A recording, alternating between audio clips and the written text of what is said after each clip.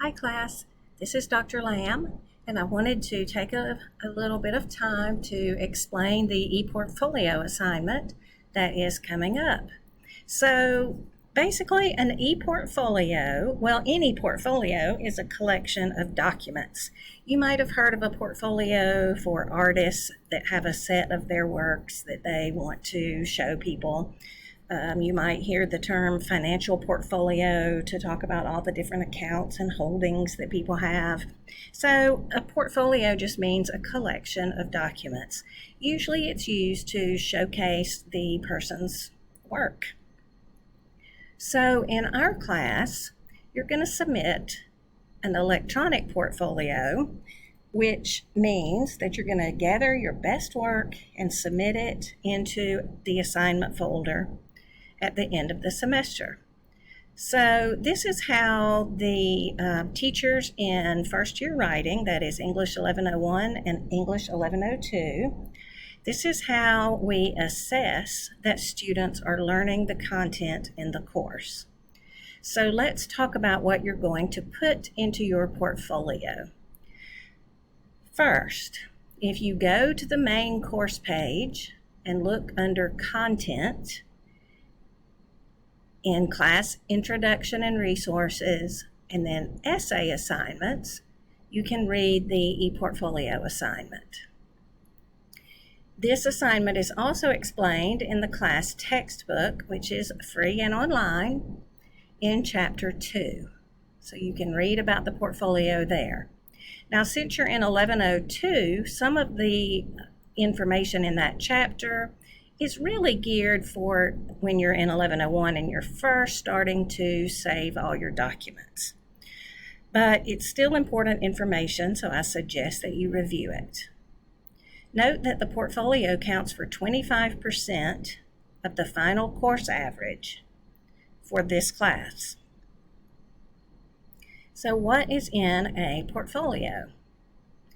First is the reflective essay, which is a new essay that you're writing to explain what you've learned in English 1101 or 2, in this case 1102. Then you include a revised paper, your best reading artifact, and your best writing artifact. You prepare those documents as one Microsoft Word file, or a PDF. And you'll put all those together. You can insert page breaks between each document so that your readers will be able to see where one ends and the new one begins. Okay, let's talk about this reflective essay, because this reflective essay is the bulk of what you're doing in this portfolio. Your artifacts are there to show what you've learned. So you're using these artifacts as evidence in this reflective essay. So let's talk about a reflective essay. First, just a note about reflection in general. A man named John Dewey was an education philosopher in the early 20th century, and he wrote and studied how people learn. And he said, we do not learn from experience. We learn from reflecting on experience. And I think that's really important, because sometimes we don't quite realize what we've learned until we reflect on it. So that's what this assignment is designed to do, help you reflect on what you've learned, and it will solidify what you've learned. So the purpose of the reflective essay is to solidify and celebrate your learning and to demonstrate your skills to your professors. This assignment is to write an effective reflection essay demonstrating what you've learned in English 1102 using evidence from your papers, from feedback, and from other coursework or other feedback or discussion posts, that sort of thing that you've gotten throughout the class. Okay, so how do you even start writing such a thing? Well, like all papers, you'll have an introduction, a middle, and a conclusion. So here I'm going to focus on the 3 ways you can approach this assignment in terms of organization. So you'll write your introduction, and then you'll write your body paragraphs. So it'll be several pages long. I don't, it just depends on well, let me talk about organization, and then that will a little bit determine how long it's going to be. So the reflective essay, think of it as an argument with a claim. And so your claim is what you learned or that you did learn, and then you explain it. So you can organize it topically around outcomes, and the body paragraphs can support what you learned. So the evidence will be examples from your papers and discussion posts. And then the explanation is your discussion. So I have an example of that kind of organization below. Or you can organize your paper more like an introspective reflection on your growth as a student. So if you think about it this way, you will organize it chronologically by papers or by the assignments or by the weeks of the semester, and I'll show you an example of that. In other words, you might say something like, when I first started English 1102 in August, I didn't really know XYZ. When I wrote the first paper, this is what happened. But by the second paper, I was learning blah, blah, blah. And then you would talk about outcomes. And you would organize it chronologically, that is by time, by in the beginning, and then later, and then finally at the end. Or you could do option 3, which is simply list the learning outcomes and write a paragraph for each one. This might be the simplest, the most clear-cut, the most obvious way to do it so you don't get off track and confused. And I'll show you an example of that. So the outline for the reflective essay would be the introduction, who you are as a writer, how writing will be important in your career, the papers you chose, and why. Then your body paragraphs, 4 to 6 paragraphs. More, I don't know, more or less, that's up to you, as long as you can cover the topic and show that you learned something.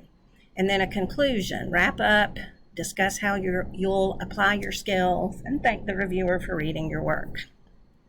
So evidence development, that's what this organization is all about. What's in your body paragraphs? What is it that you're putting in this paper? Well, it should be the learning outcomes, the assignments, and your writing, actual quotations from your papers. Your writing should make up the bulk of it. You don't need to cite yourself, but you do need to be very specific about the context of the example, including what assignment it was for, the time of the semester, etc.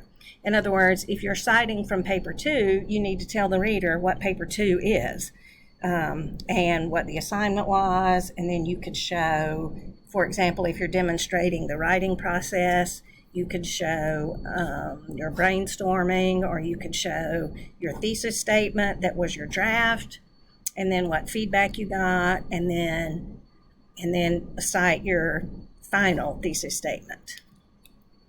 Okay, process. Begin this assignment by filling out the handout that matches the outcomes with assignments. Now, I'm going to give you that. If it's helpful, use it. If it isn't, don't. But I'll show you that in just a minute, because it has all the outcomes, and it's kind of a planning document, so you can think about which paper or assignment demonstrated each one. So let's go to option 1. So this is example of argument defense type body paragraph. So think about it. You're claiming that you learned, and your evidence is from your papers. So here's a sample body paragraph. In English 1101, I learned how to, and then they cite this outcome, create an arguable thesis statement and support it with appropriate sources. Outcome 3, objective 1. I had learned this somewhat in English 1101 in spring of 2019 with Dr. Professor, but I refined this skill this semester. For example, we were assigned an argumentative essay. Dr. Lamb's instructions required us to write an original, effective, reasoned argument that offers a solution to a community problem. And you're, citing Essay 3 assignment. In discussion post 10, we had to post our topic and then revise it into a thesis statement. And so the student goes on to say, my first draft was this, My classmates told me to do this. Then I revised it, and here's my final thesis. The next outcome I learned was to support it with appropriate evidence. Outcome 3, objective 1. To that end, I had to, etc., etc., etc., citing the research, EBSCO etc., the Georgia Department of Education's website, whatever. Okay, so that's, again, those are body paragraphs for option 1. And option 1 and, frankly, option 3 are a little similar, but that's okay. You can still think of it this way as I claimed I learned something, and here's my defense. This is my proof. Or option 2, this is more introspective. You're kind of thinking back chronologically through the semester and the weeks and the assignments and the modules and figuring out what you learned. So you could say something like, the alarm clock rang and I begrudgingly slapped it off and got up to do my work in English 1102. Since the course was online, I knew I could keep sleeping. But since I also have to work, I knew this 5 to 6 a.m. window was my time before the kids got up. Today, my goal was to understand why I keep getting points off for MLA format. And notice how the writer cited outcome 5. Here's what I had written. Then they cite, and then period, quotation mark, quote by Don Smith, etc., etc. My professor had marked that this citation was incorrect. So I went back to the course materials and found the PowerPoint called Oreo. Then I realized this is what she meant by a dropped quote. Even though I had included the author, I was supposed to introduce the quotation before just starting the quote. This is what the outcome, introduce borrowed material into papers using rhetorically effective verbs and signal phrases, means. And you see how that's a quote directly from the learning outcome. So on my next draft, I wrote this. Don Smith, health educator at the CDC, advises that the best way to quit smoking is not to start. Quotation mark, quote by Don Smith, period. I was very proud of the verb advises. For feedback, I didn't get dropped quote, but she still marked it wrong. Then I consulted the Purdue OWL, and so it goes on, and you'll see the final correct parenthetical citation there is just the page number, since the writer had already put the author right here. This time I knew I was right, etc., etc. So, okay. But look, the student also writes, I also remembered that my professor had made a big deal out of the Purdue OWL and using writing resources, which is one of the outcomes for the class, instead of trying to memorize everything. So you see how, in this case, the writer organized it around this at the beginning of the semester, MLA format, which is outcome 5, but also another outcome, which is using writing sources, right? So the writer used different evidence from various papers, well, in this case, one, but you could have used several to organize it. Okay, option 3, example of outcomes organization body paragraph. Again, I think this is the easiest because you can just say outcome 1. Students read a variety of genres critically to identify and evaluate text, rhetorical situation, and features. That's the outcome. And then you just simply write, I achieved this outcome through the various essays we were assigned, the reading responses, and our classwork and discussions. For example, one essay we read was blah, blah, blah, blah. And then this was a chapter in the book, etc., etc. Another essay, first-person nonfiction, etc. And then you can put evidence from all over the class. You know, you can put evidence from 3 different papers and 2 discussion posts in that paragraph because the organizing topic is how you learned this one outcome. Okay, so that's the assignment. Now let's go to the place where I said you can connect the outcomes to assignments. You can just use this for planning purposes. You can copy these outcomes into your paper, your reflective essay as an organizational strategy, and then you can use the related objectives. In other words, how do you read critically and identify text rhetorical situation? Well, you have to do all these things to do that. select and use genres appropriately, etc. So you could describe the assignments that had you read a Galileo scholarly article, a student-selected essay, etc., different kinds of genres. So this is all the outcomes that you have to demonstrate in your portfolio. Okay, so there's that resource. For the next 3 weeks of discussion posts, you're posting parts of your, let me go to content, of your portfolio so you can get feedback from peers. But remember that it's this reflection essay that is the main thing that you need to demonstrate. And then you'll use the various papers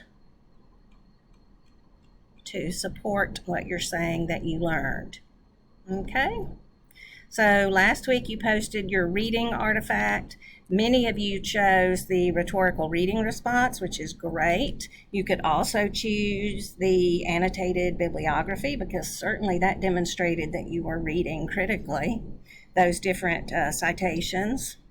For the writing artifact, most people are using Essay 3 since that's writing with sources. Or if you did the synthesis essay and cited, you could use that one for this writing artifact. So then you'll just post each week and get feedback. The final one is due on December 5th by midnight, before 11:59 p.m. And the last discussion post is to peer review. And I have put you into groups. So just work on each other's, use the self-assessment rubric. Let me show you that. So here's an ePortfolio self and peer review.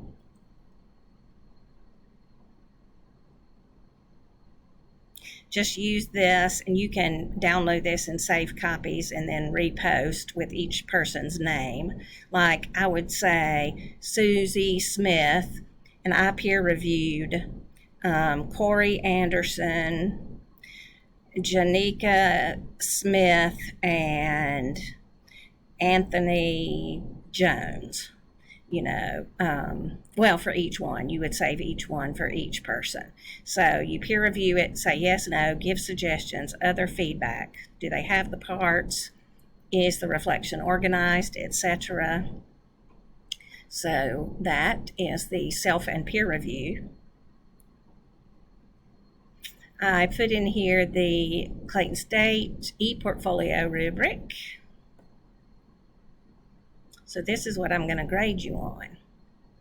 So I'm looking at the whole thing. Rhetorical awareness, is the reflection clear, insightful, thought-provoking, etc., etc. Content and development, organization, style, conventions. So it's that reflective essay that is the bulk of your grade. It's basically a new argument, and you're the topic. Your learning is the topic. Okay, here's a reflective essay rubric. Again, this is just more like helping you, guiding you about things you need to consider and things that you need to include and think about. Excuse me. Okay, then you'll do that peer review.